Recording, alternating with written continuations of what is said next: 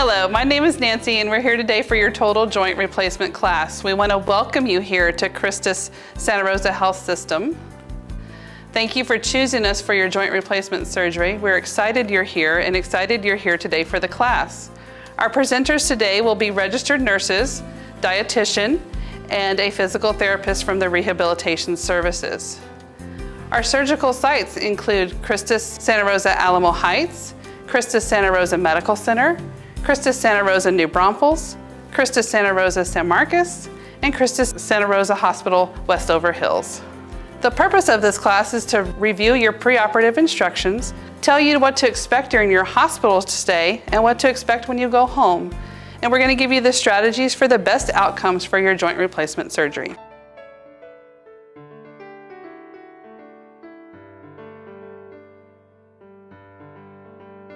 Hi, I'm Erin. I'm going to go over some information regarding your pre-admission testing. A couple days before your surgery date, somebody from the pre-admission testing department is going to call you to set up an appointment. At this time, we're going to get any necessary lab work, EKGs, x-rays, anything that you might need to prepare you for your surgery. When you come in, you'll also fill out all your admitting paperwork. So you'll go to the admitting desk, make sure you bring your identification, your insurance card, and they'll get you squared away there at that admitting desk. You will also meet with a registered nurse at this time. We are going to go over your medical record, your medications. This is a great time for you to either bring your actual medications or bring a really detailed list of all your medications so we can get that all charted down. You're going to receive pre-op instructions at this time. This is going to include really important information of how to prepare you for the day of your surgery, including some cleaning wipes for your body, and we'll go over more of that in a little bit. In preparation for your surgery, we want you to notify your primary care doctor, any specialists that you see, of your plan to have surgery. They might need to go over some information with you, do any further testing with you in order to have you ready for your surgery. Please bring all your valuables at home on the day of your surgery, but we do ask that you bring any cases you might have for your glasses, your contact lenses, your dentures, anything like that, please bring that. Please also contact your surgeon immediately if you show any signs and symptoms of illness prior to your surgery. Sometimes physicians make changes to your medications prior to your surgery date. Please follow any changes that your physician makes specific for you for your surgery date. We also ask that you abstain from smoking for 24 hours before and after your surgery date. During your pre-admission testing appointment, we're going to go over some information of how to prepare the night before surgery. This night is really important. We're going to give you some cleansing wipes or solution, something like that, to clean your body with the night before surgery. We will give you detailed instructions as this step is very important. We also ask that you sleep in clean bed sheets, clean pajamas this night before surgery. Don't shave the surgical site prior to surgery. Don't eat or drink anything after midnight unless your doctor has instructed you so. Also, at the point that you've done your cleansing wipes to your body, we ask that you don't apply any lotions, creams, perfumes, anything from that point on. On the day of your surgery, we ask that you present to your same admitting area where you did your pre-admission appointment. We want you to bring any home equipment that you use at home that you might need following your surgery. CPAP, BiPAP, any sort of assistive devices like crutches, walker, anything like that. We also want you to bring a list of your current medications. Although we've already gone over that list with you at your pre-admission appointment, we want to make sure we have everything marked down. Any personal items you might need the day of surgery and for your stay after. Favorite blanket, pajamas, also your cell phone, your charger. Make sure you bring your charger. When you check in for surgery at the admitting desk, you've already done the admitting process, so it will be a little more quickly done. You will be escorted from that point on to your pre-op area. While you're in pre-op, we are again going to review your medications with you, any allergies you might have. We will also start your IV. This will be a good chance for you to ask any last-minute questions. You'll meet with your surgeon, your anesthesiologist at this time. And once your pre-admission time is done and you're off to surgery, we will escort your family member back to the waiting room to wait until your surgery is completed. After your surgery is completed, the surgeon will come out and talk to your family member and update them how everything went in the surgery. Once your surgery is complete, you will go to the recovery room, which we also call the post-anesthesia care unit. At this time, you will stay there for about 1 hour. We are going to address your pain here in the recovery room and get you fully awake until you're ready to go up to your room. This is your pain assessment tool. You will see this at every step of the process. We are going to frequently ask you your pain level. We want to agree upon a number that's compatible for you and comfortable for you. Pain is natural with any surgery, so our goal here is to get you to a comfortable level that you can tolerate. We want you to be able to participate in your physical therapy, your post-care, all with comfort. And if we address your pain, we can help you get there. So we are going to ask you to set a pain goal each day, and it's something that's realistic for you that you think you can manage. We want you to comfortably perform your daily activities. We want you to not have any trouble sleeping. Breathing deeply shouldn't be a problem, and coughing should also not be a problem for you. There are many different treatment options, medications, and treatments that your surgeon can prescribe for you for your pain management.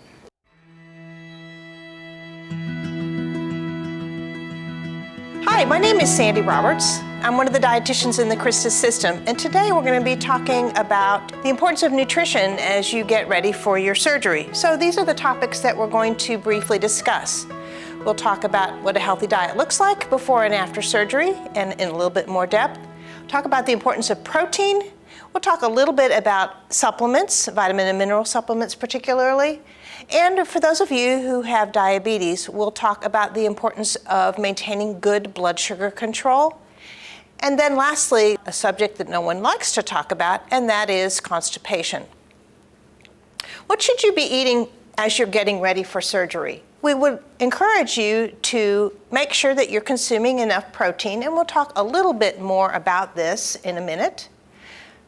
Eat plenty of fruits and vegetables. Also, be careful of those empty calories.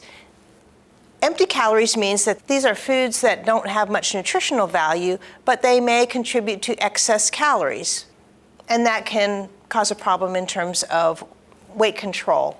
Also, make sure that you are consuming foods that are good sources of calcium and vitamin D, and again, we'll talk a little bit more about that. And then, of course, maintaining a healthy body weight, which you may want to talk about with your doctor. And then adding a multivitamin supplement. Again, we will talk a little bit more about that. And then if you have diabetes, making sure that you keep your blood sugars in good control. After surgery, it will be important to continue to eat good sources of protein to promote healing. And if your appetite is not good, make sure that you're eating small, frequent meals. It is so important for you to eat well to promote healing that you want to make a point of eating even if you're not hungry. And then making sure that you include high fiber foods, and again, we'll talk more about this when we talk about constipation. And then making sure that you're adequately hydrated. So whether that's water or tea or coffee or other beverages, preferably not sugar sweetened beverages, make sure that you focus on getting at least 8 ounce cups of fluid every day. And if your appetite is not good, you may want to add an oral nutrition supplement, and there are many on the market. Why are we taking time to talk about good nutrition? Nutrition is so important for you to have a healthy surgery and recovery. We know that because of many studies that have been done in the past, that people who are well nourished are more likely to do well after surgery and have a speedy and safe recovery. So what does a healthy diet look like? A healthy diet includes foods from every food group, and you've probably heard about the food groups before. So from our fruits and vegetables, we encourage at least 2 servings of fruit every day and 3 to 5 servings of vegetables every day. Fruits and vegetables are a great source of vitamin A and vitamin C, both of which are important in the healing process, and they're also a good source of fiber, which can help with constipation. They're also a great source of something that we call phytonutrients. And if you've not heard that word before, phytonutrients, phyto means plant. These are nutrients that we find in our fruits and vegetables in particular that can really help keep our immune system strong. And of course, our immune system is what helps us to fight infection. So those fruits and vegetables are such an important part of maintaining a healthy immune system. If we move over to the protein section, protein, of course, is important for wound healing and also good immune system functioning. Many of the proteins that we eat are also good sources of iron, which can help prevent certain types of anemias. And then on the far side, we have our bread group, breads and cereals.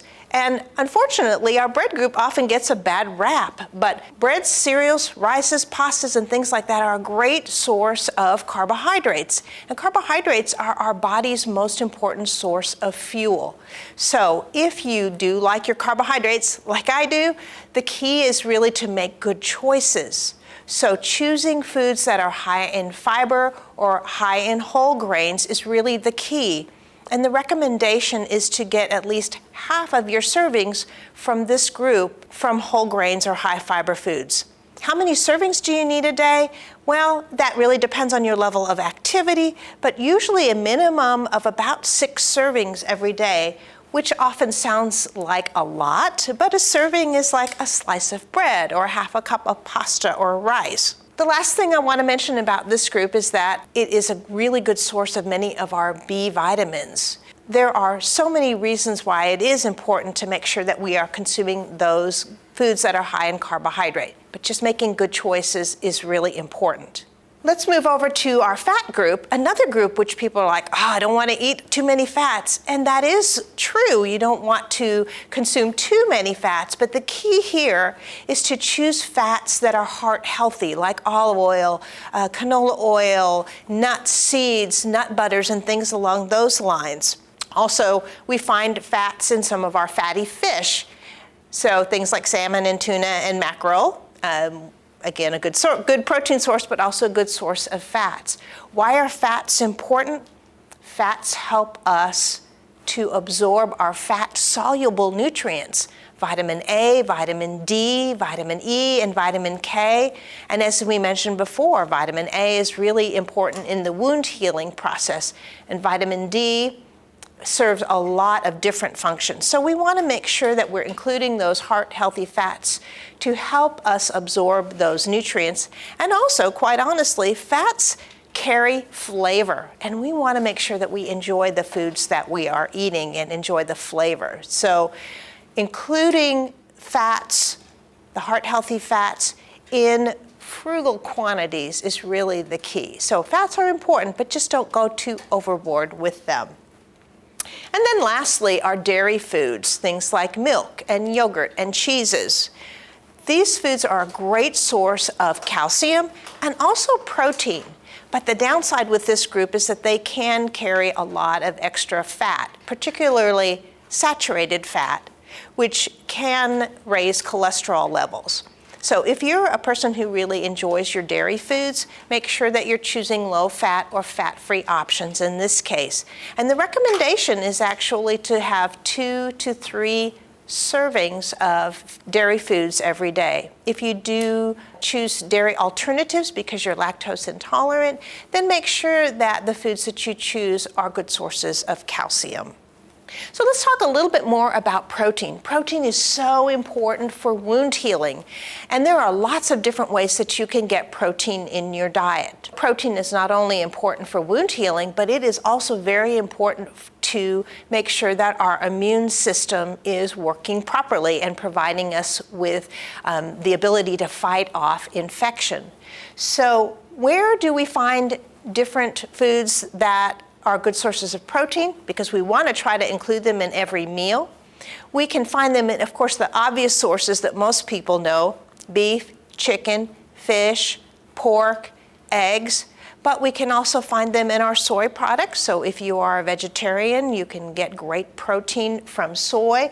We also find protein in are beans and peas. So things like black beans and pinto beans and things along those lines, navy beans, all those good legumes. As I mentioned before, we find them in our dairy foods as well. So a glass of milk or Greek yogurts are great sources of protein. Things like cottage cheese are also good sources of protein as well. So even if you're not a meat eater, or perhaps if you've kind of lost your taste for meats of different types, you can still get great quality protein to help maintain your immune system and help to promote wound healing from lots of different sources. So do make it a point before and after surgery to try to have a good source of protein at every meal. Now, supplements is another controversial topic, and that's what patients will often ask me about is, should I take a supplement or not?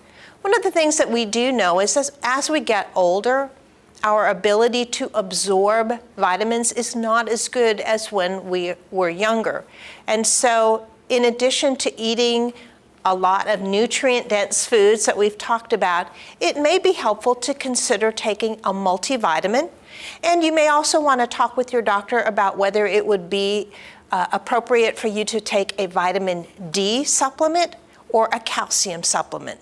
So that's a good conversation to have with your physician. If you have diabetes, maintaining good blood sugar levels is going to be absolutely essential to promote wound healing. So I would encourage you to work with your care team to work on your blood sugar control before you have surgery. And then, of course, watch those blood sugar levels after surgery very carefully. If your blood sugars are elevated, it's going to increase your risk for infection. So work with your care team to make sure that your medications have been tweaked. And of course, watch your diet and make sure that you are watching your carbohydrates and not including a lot of those empty calories, the cake and cookies and pies and things that we do enjoy, but can certainly affect our blood sugar levels.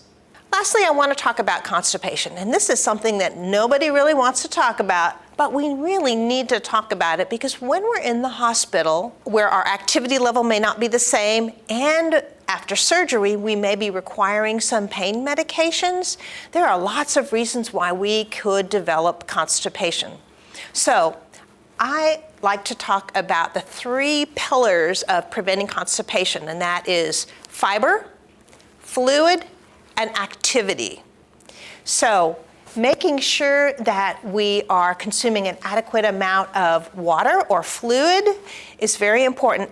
And I know that many people focus on water, water, water, and of course water is the best choice, but if you are also consuming things like tea, unsweetened tea, and beverages that preferably aren't sugar sweetened, those will all help with your fluid intake.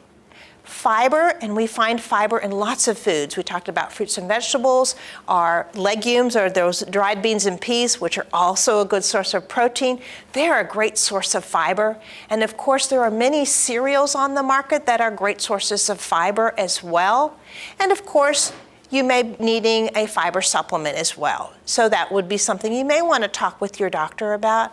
But the goal is to consume at least 25 to 30 or more grams of fiber every day. And that can be challenging to do if you're not consuming some sort of fiber, higher fiber foods with every meal. So again, pay attention to that fiber and the fluid, and then as allowed by your care team, your physical therapist, make sure you're moving your body. The last thing you want to do is sit all day long. So please make sure that as you're progressing after surgery, that you are moving. So the goal of having this surgery is to allow you to be able to move better and to move without pain. So take advantage of that in the future and make sure that you are exercising because not only does that promote healthy body weight, but it can also promote good movement, if you will, of your gut too. So pay attention to all of these different things, fiber, fluid, and activity, and those will all help you on the road to recovery. Thank you very much, and I would encourage you to look at your diet very carefully as you're getting ready for your surgery.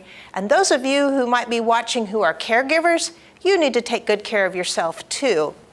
But see if there's just one or two things that you could tweak with your diet to help just make it a little bit better. Thank you very much for your time.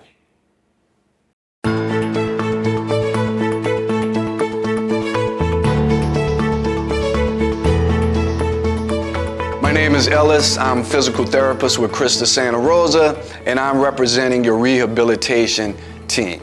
Today I want to inform you about what you can expect from rehabilitation services after your surgery and what we should expect from you. It truly is a joint effort together, making sure that you get the best outcome from your surgery and have an enjoyable experience at our hospital. One of the objectives of rehabilitation services is, of course, early mobilization and walking. We want to get you up as soon as possible. And here we see the goals for rehabilitation.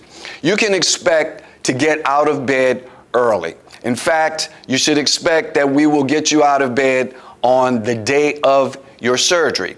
You will be seeing a physical therapist, certainly, and in some cases, if the doctor orders, you will also be seeing occupational therapy.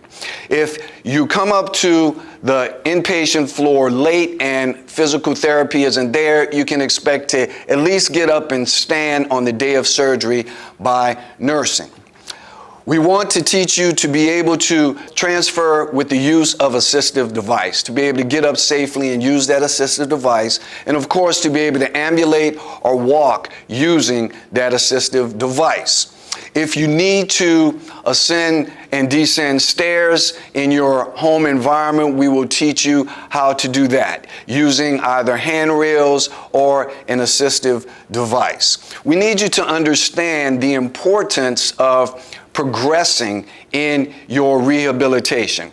Obviously, the day of your surgery will not be the end all, but there needs to be a progression. You're going to get better and better and better, and that needs to be modulated, your physical progression, with your pain level. Your body will tell us how we should proceed, and it is important that we work together in you getting the best outcome. If you have precautions, some will not, we want you to understand what those precautions are. Those precautions are the do nots, what you shouldn't do to protect your surgical. Then we want you to be able to safely perform your activities of daily living, either independently with the help of an assistive device or with help from your care partner. And also, we want you to be confident in your home exercise program. When you go home, to know what exercises to do, to know how to continue to progress in your rehabilitation. These are some of the common exercises that you will be doing after surgery. Ankle pumps are simply just moving your feet back and forth, allowing blood to pump into your legs. This also helps with prevention of blood clots. Gluteal sets is simply with your legs straight, squeezing your buttocks muscle and relaxing.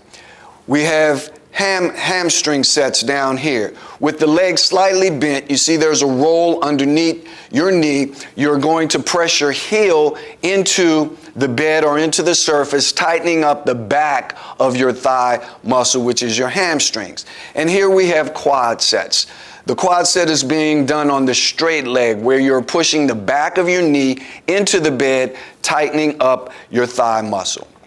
Straight leg raises, an important one here, where your leg is straight and you're lifting it straight up. Bridging knee extension. Your leg is up and gravity is working on your knee to keep it straight. We have a short arc quad here, where again there's a roll underneath your knee and you're straightening, extending your knee, tightening it, and then lowering it. Then you have a long arc quad. Same thing, it's a knee extension, but it's done sitting either in a chair or at the side of the bed. Knee flexion. It is important to gain mobility back in your knee, bending it. So you sit and you pull your heel backwards, flexing your knee. Then we have just a drop and dangle knee flexion, where you're just sitting on the edge of the bed and gravity again is pulling your knee into the bent position. What is important in all of these exercises, and these exercises are primarily knee specific. Hip exercises are very similar, but there are some that you won't be doing because of the hip surgery. Fall precautions, very important. After your surgery, because of anesthesia and the process, the weakness of your muscles and the joint because of your surgery, you're at a high risk for falls. So even if you feel confident, we implore you, do not get up on your own. Please use the call button and call clinical staff, or have your care partner or family member call clinical staff to help you whenever you need to get up, whenever you need to go to the bathroom. It's important. You may feel like you can do it, but we don't want you to fall. When you are able to move on your own and you can walk ad lib, your physical therapist or your surgeon will let you know that that is the case. Possible precautions. Depending on your surgery, you may have some precautions. Normally, you will be weight bearing as tolerated on your surgical limb, but in some cases, the surgeon may require that you have limited weight bearing, and we will instruct you in how to do that. Also, for hip surgeries, depending on how the surgery was performed, you may have certain hip precautions that you can't do, such as bending more than 90 degrees at the hip, turning your foot inward, or crossing your legs. These are all common hip precautions that your physical therapist will instruct you in. We want you to have the best outcome that you can have with physical therapy.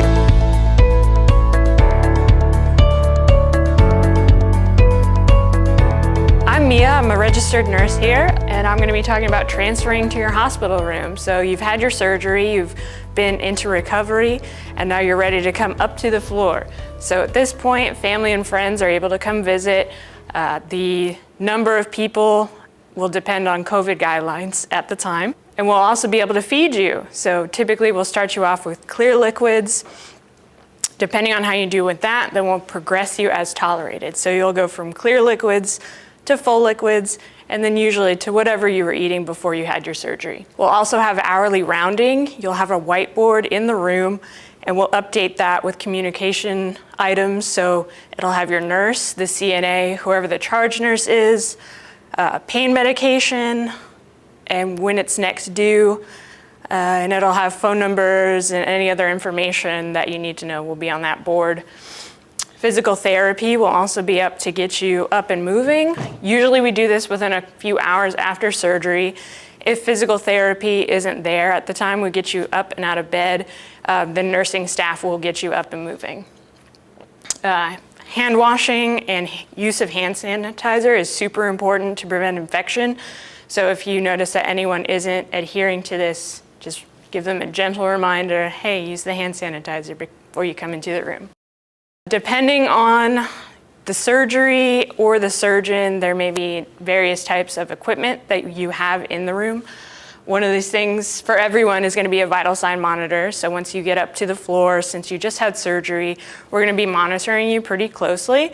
So we're going to be doing vitals at different intervals. Usually we'll do every 30 minutes for an hour, and then every hour for 2 hours. So about 3 hours you'll be hooked up to that, and then we'll go to the standard 4 hours. You may also have IV fluids or antibiotics.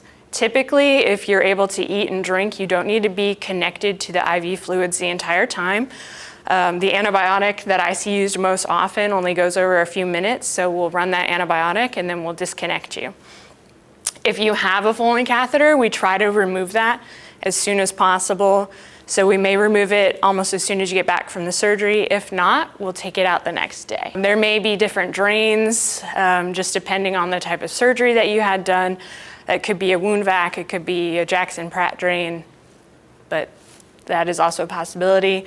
There's also on-cue pain pumps that we sometimes use. Those go directly into the surgical site and insert an amount of local pain medication. Sometimes we also have cryotherapy or polar ice that's used, and that's essentially just Velcro that wraps around the surgical site and just does ice continuously. You may also have AV boots or SCDs. Those compress and essentially squeeze your legs to help keep the blood flow going. Anti-embolism stockings, those super, super tight things that we put on while you're under typically, so you won't have to deal with getting those actually on, but usually we'll do thigh-high stockings so that we can help prevent embolism, blood clots, that type of thing. And it's kind of a spirometer. If either nursing or respiratory therapy, we'll go over that with you. It's going to be essentially taking really deep inhales, holding it, and then breathing out. And that is going to be able to help prevent you from getting pneumonia after your surgery. If you had hip surgery, you may also have an abductor pillow, and that's going to keep your hips in a neutral position, keep you from crossing your ankles to prevent any dislocations. So the next day after surgery, our focus is to basically get you on your way to going home. So like I said previously, if you have a Foley, we're going to be taking that out. So you'll have to be getting up either to the bedside commode or walking into the restroom when you need to go to the bathroom. You'll get up at least twice a day with physical therapy or nursing staff to get up and walking in the halls. We want you to get up and sit for all meals, but if you do get out of bed or need to get out of bed, make sure you call for help so that nursing staff can assist you out of bed. You just had surgery, we don't want to add a fall on top of that. Depending on your home medications, we may resume some of those, or we may hold off on some of them just depending on what the medication is. That'll be decided by the physician. So do make sure that you bring an accurate list of your medications before your surgery. We also may start you off on anticoagulant therapy, again, to help prevent blood clots. This might be baby aspirin, it could be Lovenox, which is injection. Sometimes I've seen Xarelto used also. So now we're going to talk about discharge planning. So you're either ready to go home or possibly to a skilled nursing facility or rehab. So typically we get you either home or to a different facility within 2 days. If you go home, you might have outpatient home health or therapy services. And that will be something that case management and the physician kind of determine. And also physical therapy, occupational therapy will make a recommendation depending on their evaluation with you. Make sure that you have a support system at home. Obviously, even if you're really mobile after surgery, there may be things that you still need assistance with. If you have a dog that you need to walk every day, probably not something you'll be able to do. So try to ensure that you have things set up before you go home. There are a lot of advantages to being able to go home directly after the surgery, which include lower risk of infection, and a lot of times you're able to heal faster and better. So if you do go home with home health, you might expect 4 to 7 visits from them, just depending on how you're doing. And if you have home health that works with you with therapy, then you may also transition to having outpatient physical therapy or occupational therapy, just depending on what your needs are. If you're not safe to go home directly after the surgery, sometimes we'll send you to a skilled nursing facility or a rehab facility, and typically you'll stay there 7 to 10 days. After your stay at rehab or a SNF, you'll go home, and just like before, you'll have home health or outpatient physical therapy, just depending on your progress. Now we're going to talk about some complications after the surgery. So one possible complication is blood clots. This usually won't happen because you're not getting up and moving around as much, and you're not having as much circulation going. So prevention for that are those stockings, the TED hose that we'll put onto you during or shortly after surgery. This is another reason that we want you to get up and move as much as possible. Not trying to run any marathons, but definitely want to stay active. That'll help keep circulation going. And the blood thinning medications, depending on what the physician prescribes. Infection is also a possible result after surgery. So it's really important for you to make sure that you're looking at that surgical site every day. So if you notice that there's redness, swelling, anything oozing out of it, especially if it's a nasty color, any bleeding, fevers or chills, swelling around that leg or either one of your legs, or an increase in pain. Once you get home, it's important to follow all hospital and surgical directions as we give them to you. If you do have any questions, make sure that you contact either the surgeon or the hospital. Continue your exercises and walking as prescribed by physical therapy. While you're here in the hospital, physical therapy will teach you a lot of different exercises that it's important for you to do to keep that joint mobile and also to prevent blood clots. Make sure that you have a good support system, so that's family, friends, neighbors assisting you with activities, and also making sure that you're taking your medications as prescribed. Typically, you'll have a follow-up with your surgeon within 1 to 2 weeks. It's very important that you make sure that you go to this follow-up appointment. And you'll also have follow-up phone calls after the surgery, and those are to check in on you before you have your follow-up appointment with surgery, and to see if you need any assistance in between, and maybe if we need to get anything else ordered, whether that's different types of therapy or whatever your assistance needs may be.